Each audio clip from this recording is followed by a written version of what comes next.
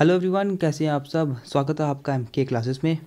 आज हम प्रेपोजिशंस के लिए एमसीक्यूज़ करेंगे और आज इसके 20 एमसीक्यूज़ हम करने वाले हैं। ठीक है, तो इससे पहले हमने आर्टिकल्स के लिए भी एमसीक्यूज़ कर लिए थे, तो हमारा अब प्रेपोजिशंस के लिए एमसीक्यू चलेगा। उसके बाद हम आपको टेंसेस पर एमसीक्यूज़ प्रोवाइड करेंगे, एक्टिव वाइज पैसिव वाइज पर, और नरेशंस जो हमने टॉपिक कंप्लीट कर दिया उनके लिए हम आपको एमसीक्यूज़ प्रोवाइड करेंगे। तो आइए हम फर्स्ट एमसीक्यू पर सीधे मूव करते हैं। First MCQ, fill in the blank. They have been playing in the field dash 3 PM।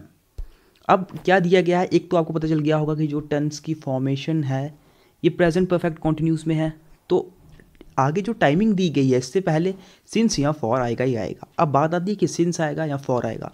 Since point of time और फॉर किसके लिए यूज़ किया जाता है, पीरियड ऑफ टाइम। ये क्या है 3 PM, पॉइंट ऑफ टाइम, तो पॉइंट ऑफ टाइम के लिए सिंस। ऑप्शन बी इसका राइट आंसर होगा। They have been playing in the field since 3 PM, 3 बजे से वो फील्ड में खेल रहे हैं। सेकंड है, Manish fell down while he was running dash a बस। कि मनीष गिर जाता है जब वह बस का पीछा कर रहा होता है। ठीक है, तो पीछा करने को हम क्या बोल सकते हैं, बस के पीछे ही भागा जाता है। ठीक है, जब बस चल रही होती है बस के पीछे उसका पीछा कर रहा था मनीष, तो वो गिर जाता है। और रनिंग के बाद जो प्रेपोजिशन जहाँ पर यूज़ की जाएगी, it is after. Manish fell down while he was running after a bus, जब वह बस के पीछे दौड़ रहा था। थर्ड है, the bridge dash the river was built in 1990। बात क्या की जा रही है कि जो रिवर है, देखिए मैं आपको जब समझाता हूँ, जो ये रिवर है, रिवर के ऊपर एक ब्रिज बनाया गया। ठीक है, रिवर के ऊपर एक ब्रिज बनाया गया है। तो यहाँ पर आपको पता है ऊपर के सेंस में हम कौन सी प्रेपोजिशन यूज़ करते हैं, या तो ओवर या तो एवव। अब बात आती है कि एवव यहाँ पर यूज़ होगा या फिर ओवर यहाँ पर यूज़ होगा। यहाँ पर यूज़ होगा ओवर। क्यों ओवर यहाँ पर यूज़ हुआ, हमने प्रेपोजिशंस के लिए सेशन किए हुए हैं, वहाँ पर हमने एवव, ओवर, अंडर, बिलो, इन चारों को काफ़ी अच्छी तरह से हमने पढ़ा था। ठीक है, देखिए अगर मैं बात करूं, कोई भी चीज़ अगर किसी एक चीज़ के ऊपर मोशन से गुजरती है या फिर वह चीज़ उस चीज़ को कवर करती है तो हम ओवर यूज़ करते हैं। लेकिन अगर कोई चीज़ उस चीज़ के ऊपर फिक्स्ड हो तब हम अबव यूज़ करते हैं। अब ब्रिज ऊपर तो है, ब्रिज ऊपर तो है, लेकिन वह रिवर को कवर भी कर रहा है दोनों एंड से। अगर रिवर इस तरह से गुजर रही है आगे की तरफ, तो ये ब्रिज इसको कवर कर रहा है, तभी हम यहाँ पर ओवर का यूज़ करेंगे। ये सेम एग्जांपल है जैसे कि अगर मैं बोलता हूँ there is a roof over my head, क्योंकि जहाँ पर मैं बैठा होता हूँ मेरे ऊपर रूफ है, वह रूफ मुझे कवर करता है। ये नहीं देखा जाता कि वह कितना ऊपर है, वैसे नहीं देखा है, उस सेंस में ओवर और एबव का यूज़ नहीं किया जाता। ये हमेशा फिक्स्ड मोशन और कौन सी चीज़ कवर कर रही है उसके सेंस में यूज़ किया जाता है। अब ब्रिज रिवर को कवर करता है तो यहाँ पर प्रेपोजिशन यूज़ किया जाएगा ओवर। इसके ऊपर आपको 1-2 क्वेश्चन अभी और दिखेंगे, आपको ये बिल्कुल समझ आ जाएगा। फोर्थ है, the 3 brothers have quarrelled dash themselves. 3 भाई हैं, हमें पता है यहाँ पर जो प्रेपोजिशन यूज़ की जाएगी या तो अमंग होगी या बिटवीन होगी। बिटवीन हमेशा 2 के सेंस में यूज़ किया जाता है। जब 2 के सेंस में यूज़ किया जाता है कि 2 लोगों के बीच में बंटवारा या फिर कोई चीज़ डिस्ट्रीब्यूट करते हैं, तब हम बिटवीन का यूज़ करते हैं। लेकिन जब हमें 2 से ज़्यादा चीज़ों के बारे में, 2 से ज़्यादा लोगों के बीच में डिस्ट्रीब्यूट करना हो, या फिर जिनके जो अनकाउंटेबल चीज़ होती है जैसे कि poor, the money is distributed among the poor. ठीक है, तो यहाँ पर अमंग का यूज़ किया जाएगा। The 3 brothers have quarrelled among themselves. Fifth है, ही इज़ नॉट इंटरेस्टेड। बिल्कुल सिंपल है, इज़ नॉट इंटरेस्टेड। इंटरेस्ट अपने बाद क्या प्रेपोजिशन लेता है, in. He is not interested in playing cricket. Option B इसका राइट आंसर होगा। They have quarrelled dash a piece of land. उनका झगड़ा किस पर हुआ, पीस ऑफ लैंड पर, एक ज़मीन के टुकड़े पर। ठीक है, तो दे हैव क्वेरल्ड, जिस पर झगड़ा होता है तब हम प्रेपोजिशन यूज़ करते हैं over. They have quarrelled over a piece of land. 7th question बिल्कुल सिंपल है, please beware dash dogs. Please beware of dogs, of the dog. ठीक है, please beware of the dog. Listen dash what your father is saying. किस, उसको सुनो जो आपके father बोल रहे हैं। लिसन क्या प्रेपोजिशन यूज करता है अपने बात, वो करता है to. Listen to what your father is saying. 9th है, he was prevented dash going to college. उसको कॉलेज जाने से रोका गया। ठीक है, ही वॉज प्रिवेंटेड, प्रिवेंट अपने आगे प्रेपोजिशन यूज़ करता है, कौन सी प्रेपोजिशन यूज़ करता है, ना ही विद होती है ना ही बाय होती है, इट इज़ फ्रॉम, ठीक है, he was prevented from going to college. 10th है they will go to Delhi dash train, कि वह दिल्ली जाएंगे ट्रेन से। अब देखिए यहाँ पर आप सभी को पता है बाय का यूज़ होगा और किसी को भी इसमें कोई कन्फ्यूज़न नहीं होगी, क्योंकि जब भी सेंटेंस में हमने पढ़ा था प्रेपोजिशन के लिए कम, गो, कम का यूज़ किया गया हो या फिर गो का यूज़ किया गया हो, ट्रैवल का यूज़ किया गया हो, तो इसके आगे जो मीन्स ऑफ ट्रांसपोर्ट के लिए हम प्रेपोजिशन यूज़ करते हैं वो यहाँ तो बाय होती है। अगर यहाँ पर ए ट्रेन होता तो हम प्रेपोजिशन इन का यूज़ किया करते, ठीक है, इन का यूज़ करते हैं अगर यहाँ पे ए ट्रेन आर्टिकल भी लगा होता, लेकिन यहाँ पे कोई आर्टिकल नहीं था, डायरेक्ट मीन ऑफ ट्रांसपोर्ट था, तो हमने यहाँ पर बाय का यूज़ किया।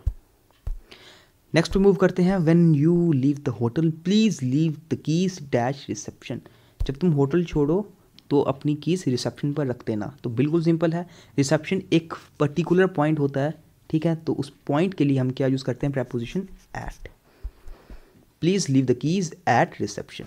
12th है I will meet you dash the entrance of my home, कि मैं आपको घर के एंट्रेंस पर मिलूँगा। अब एंट्रेंस क्या होता है, यहाँ से एंटर किया जाता है, ठीक है, घर का एंट्रेंस भी एक फिक्स पॉइंट आता है, एक फिक्स पॉइंट पर ही होता है घर का एंट्रेंस, ठीक है, तो यहाँ पर एंट्रेंस के लिए क्या प्रेपोजिशन यूज़ की जाएगी, एट।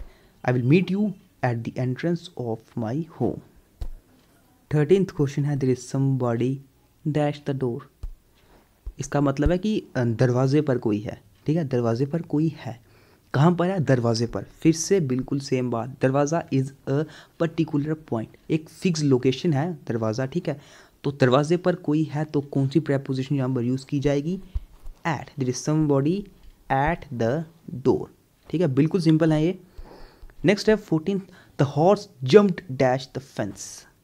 अब देखिए फेंस है जो, अगर ये फेंस है, ठीक है, डॉग इस जो हॉर्स है वो इसके ऊपर से जंप करेगा। अब खुद बताओ, आपको पता चल गया होगा, आएगा तो दो ही चीज़ें, ऊपर से जंप किया, या तो अबव या तो फिर ओवर। मैंने अभी आपको दो चीज़ें बताई, जब भी कोई चीज़ किसी को कवर कर रही हो या फिर कोई चीज़ ऊपर से मोशन में गुजरे, हम क्या यूज़ करते हैं, हम यूज़ करते हैं ओवर, ठीक है। ये जो हॉर्स था ये फेंस के ऊपर से गुजरा है, मोशन में गुजरा है, तो यहाँ पर ओवर आएगा। The horse jumped over the fence, इसीलिए जब हम यूज़ करते हैं प्लेन के लिए, the aeroplane flu over the building, ठीक है, तो बिल्डिंग के ऊपर से गुजरा है, मोशन में गया है ऊपर से, तो हम उसके लिए भी ओवर का ही यूज़ करते हैं, यहाँ पर भी ओवर का ही यूज़ किया जाएगा। एक और यहाँ पर उल्टा पूछा गया है, the ship sailed the bridge. अब ब्रिज जो है, ब्रिज के नीचे से गुजरना, ब्रिज के नीचे से गुजरना एक सेंस आती है कि वह चीज़ उसके नीचे से गुजरेगी, तो कौन सी सेंस, कौन सी प्रेपोजिशन आपको पता चलेगी, यूज़ होगी, या तो बिलो या तो अंडर।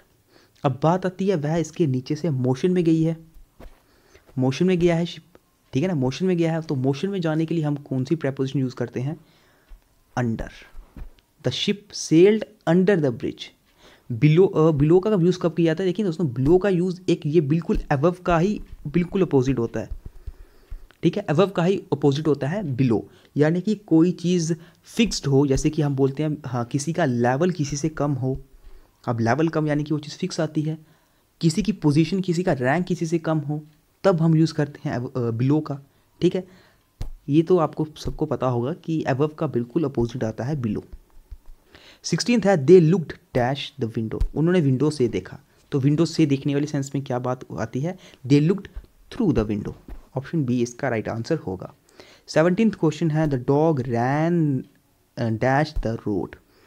अब रोड पर चलने को क्या बोलते हैं, जैसे कि अगर मैं कोई स्ट्रीट की बात ही करता हूँ, कोई स्ट्रीट से गुजर रहा हो, हमने ये काफ़ी बार डिस्कस किया होगा प्रेपोजिशन में कि जब ये गुजरने वाली बात आती है कि यहाँ गुजरता है या उसके उस रोड के ऊपर से भागता है, तो यहाँ पर प्रेपोजिशन यूज़ की जाती है across, the dog ran across the road. 18th है the girl was hiding dash the bed. अब बेड है, बेड के अब हाइडिंग यूज़ किया गया, यानी कि ऊपर तो कोई इंसान छुप नहीं सकता है, बेड के नीचे ही छुपता है, तो यहाँ पर नीचे की सेंस एक ही देगा, वो देगा अंडर। ऑप्शन डी इसका राइट आंसर होगा। The girl was hiding under the bed. 19th question, he drives dash the 2 trucks. Trucks कितने हैं? 2, ठीक है। ऑन द साइड ऑफ और नन, तो यहाँ पर अभी फिलहाल बाद में देखते हैं। बिटवीन और अमंग की बात करते हैं।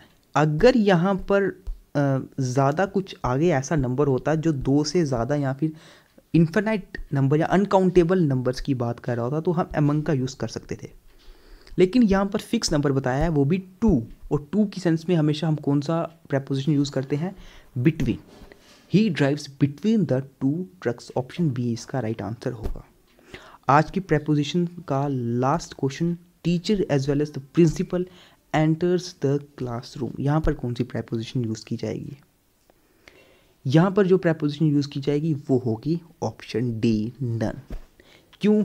एंटर अपने आगे प्रेपोजिशन नहीं लेता है दोस्तों। एंटर का मतलब ही होता है बाहर से अंदर आना। बाहर से अंदर आना, कोई इंसान बाहर हुआ है, रूम के अंदर आता है तो एंटर हम यूज़ करते हैं। एंटर इनटू या इन का यूज़ नहीं करते। एंटर का मतलब ही होता है अंदर आना, बाहर से अंदर आना, ठीक है। एंटर के बाद प्रेपोजिशन यूज़ नहीं की जाती। यहाँ पर नन आंसर इसका सही होगा। तो दोस्तों ये थे हमारे आज के 20 प्रेपोजिशंस। मुझे उम्मीद है आपको समझ आए होंगे। बेसिक लेवल ही था, अभी हम बेसिक ही करते जाएंगे, धीरे धीरे लेवल इंक्रीज़ करते जाएंगे, ठीक है। तो मुझे उम्मीद है आपको आज की वीडियो पसंद आई होगी। जो भी चैनल पर न्यू है दोस्तों, चैनल को सब्सक्राइब कर दीजिए। हमारी तरफ से कोशिश यही रहेगी कि हम जल्दी ही आपके टेलीग्राम पर क्विज़ स्टार्ट कर लें, और इसके साथ साथ हम आपको यूट्यूब पर डे MCQs हम आपको प्रोवाइड करते रहें। अभी आपको MCQs पर डे मिल ही रहे हैं। साथ ही साथ जो भी लेक्चर्स आपके रह चुके हैं, जैसे कि जम्मू एंड कश्मीर की अगर मैं बात करूं तो इकॉनमी के 1-2 लेक्चर ही बचा है, 2 लेक्चर्स और बचे हैं, ठीक है। ये भी आपका कंप्लीट हो जाएगा। उसके बाद हम कल्चर एंड हेरिटेज पर थोड़ा सा देखेंगे, वो भी हम जल्दी कंप्लीट कर देंगे। एंड उसके बाद अगर हम कुछ और अगर एक्स्ट्रा हम चीज़ें पढ़ें तो हम tourist destinations of Jammu and Kashmir and personalities of Jammu and Kashmir को भी थोड़ा सा देखेंगे। तो ये सब करने के बाद ये जल्दी हमारा कंप्लीट हो जाएगा। हमारी कोशिश यही है कि 30 अप्रैल से पहले हम जितना भी सिलेबस है आपका उसको हम कंप्लीट कर दें, ठीक है। तो मिलते हैं फिर आपसे अब नेक्स्ट वीडियो में, क्योंकि हमारा यही है कि मई मंथ से आपके हम MCQ स्टार्ट कर दें। सिर्फ और सिर्फ MCQs ही आपको प्रोवाइड करते हैं और आपको रिवीजन करने में हेल्प मिले। तो मिलते हैं फिर आपसे अब नेक्स्ट वीडियो में।